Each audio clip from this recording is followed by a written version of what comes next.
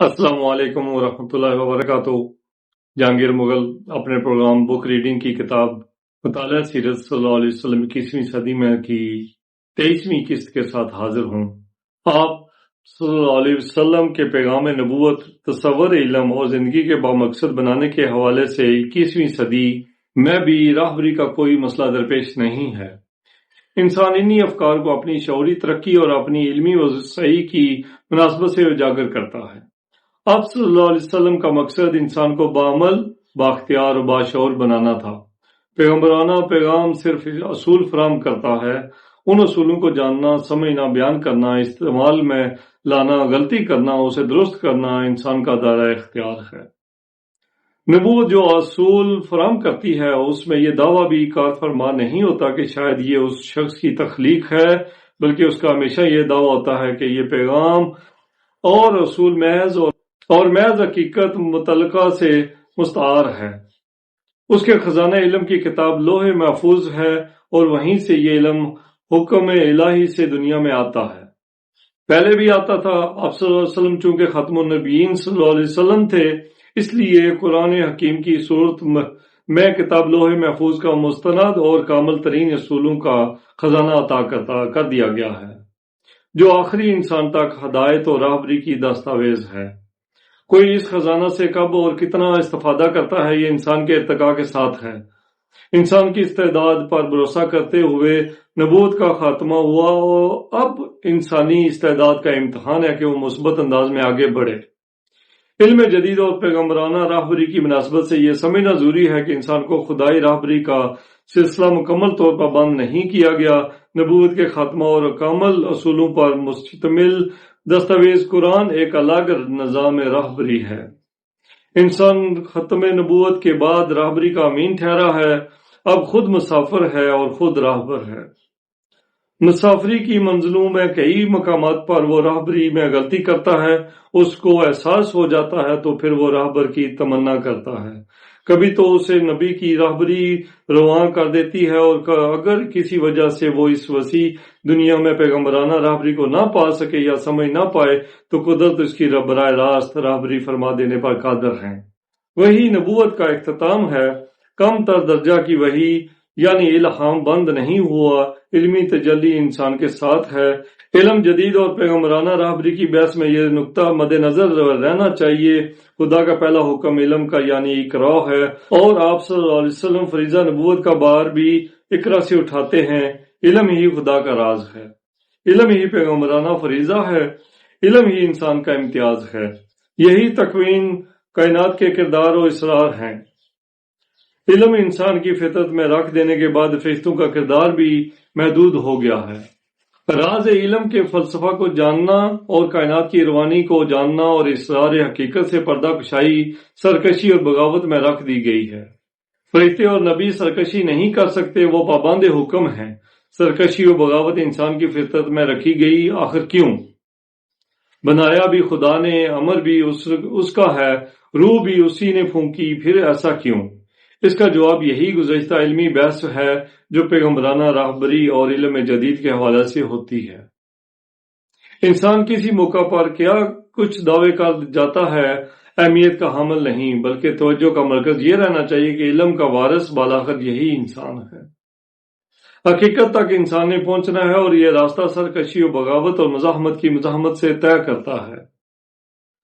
صبح و ازل سے شیطان کی سرکشی اور بغاوت انسان کی منزل کھوٹی کرنے کے لیے نہیں، بلکہ اسے حقیقت کا شعور دے کر اسے ثابت قدم رہنے کی جنگ کا آغاز تھا۔ اقدام و خطا کا فلسفہ کامیابی کا راز ہے۔ جہاں تک تاریخ کا تعلق ہے، قوموں کی سمت کے تعین میں اہمیت کی حامل ہے۔ ہر قوم کی ایک تاریخ ہوتی ہے جس کی بنا پر وہ اپنا آئندہ کا لائحہ عمل اختیار کرتی ہے۔ ضیاء الدین برنی اس علم کی افادیت پر بیان کرتا ہے۔ علم تاریخ کی پہلی نفیس بات یہ ہے کہ آسمانی کتب مثلاً قرآن مجید وغیرہ انبیاء علیہ السلام کے بہترین اور برگزیدہ مخلوق ہیں، کہ معاملات کے بیشتر آثار، شہنشاہوں کے واقعات اور ان لوگوں کی جباری و قہاری کے تذکرے سے جو بنی نو انسان کے حاکم و آمر رہے بری پڑی ہے۔ اور یہی ایک ایسا علم ہے جو صاحبان بصیرت کے لیے سرمایہ اعتبار بنتا ہے۔ علم تاریخ کی دوسری نفاست یہ ہے کہ علم حدیث میں کہ وہ تمام قرآن حضرت محمد مصطفیٰ صلی اللہ علیہ وسلم کا قول و فعل ہے، اور علم تفسیر کے بعد سب علوم سے زیادہ عمدہ اور نافع علم ہے۔ روایت کرنے والوں کی جانچ پڑتال اور ان کی تعریف، حدیثوں کے ورود کا ماجرا، سرکار دو عالم صلی اللہ علیہ وسلم کے جہاد و غزوات کے معاملات، اور احادیث کے ناسخ و منسوخ کے مواقع کی تقدیم و تاخیر کا ذکر ہوتا ہے۔ اس لیے وہ تاریخ ہی سے متعلق ہے۔ یہی سبب ہے کہ علم حدیث اور علم تاریخ کا آپس میں چولی دامن کا ساتھ ہے۔ تیسری عمدہ بات علم تاریخ کی ہے کہ علم تاریخ کے شعور سے عقل و دانش میں فرونی ہوتی ہے، اور یہ رائے اور تدبر کی درستی کا باعث بنتا ہے۔ اس میں دوسروں کے تجربات کا مطالعہ کر کے قاری خود تجربہ کار بن جاتا ہے، اور دوسروں پر گزرے ہوئے حادثات کے جاننے سے تاریخ دانوں میں دور بینی اور عاقبت اندیشی پیدا ہوتی ہے۔ ارسطو کا قول ہے کہ علم تاریخ کا جاننا درست عقل و رائے کے لیے ممد و معاون ثابت ہوتا ہے، کیونکہ سلف کے احوال کا علم خلف کی صحت رائے کے لیے ایک شاہد عدل ہے۔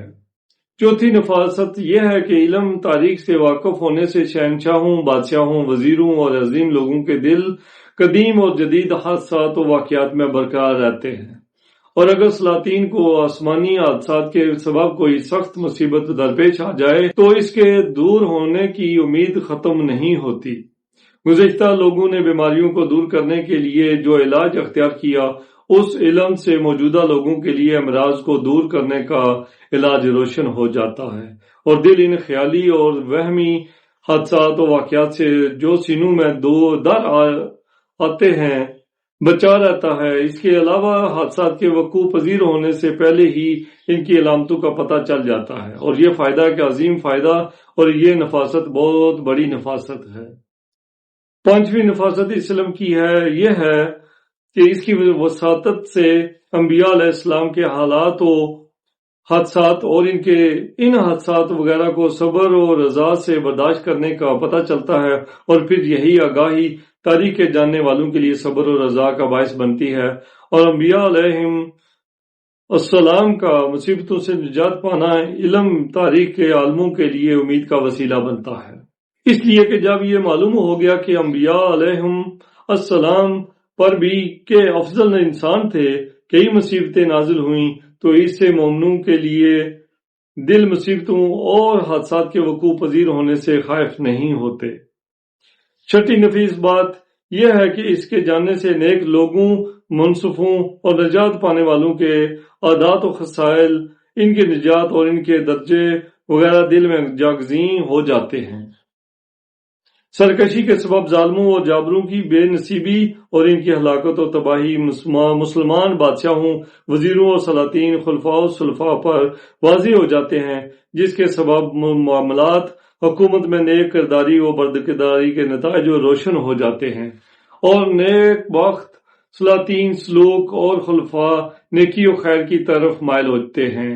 مسلمان بادشاہ خدائے بزرگ و برتر کی جباری و قہاری سے نہیں الجھتے، اور امور سلطنت میں ظلم و ستم اور تکبر و فرعونیت سے کام نہیں لیتے۔